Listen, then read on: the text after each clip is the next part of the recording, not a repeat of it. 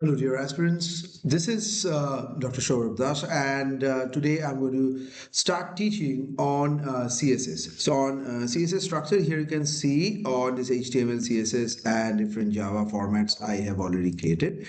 Okay, it's a JavaScript. So, in this complete styling, I will be working with CSS. CSS is the Cascading Style Sheets. Okay, so this is the full form here. CSS structures is a cascading script.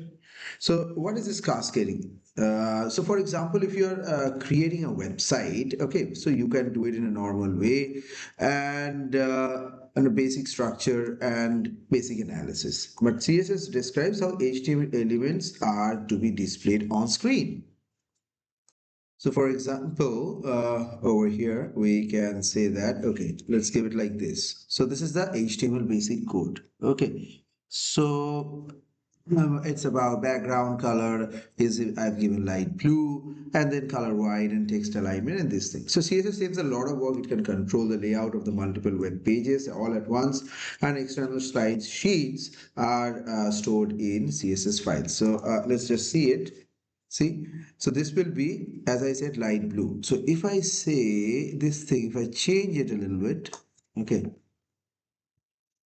I'll mark it as pink.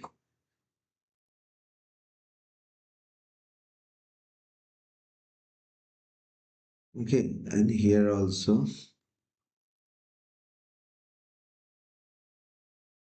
pink.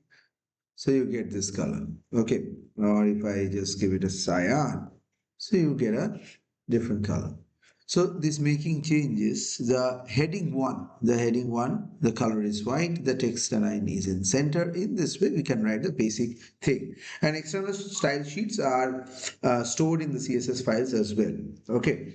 So every time, what is the style sheet? Style sheets about the first line, the hero style, second line, these kind of basic phenomena. So why we use this CSS code? So what are the different uses of it?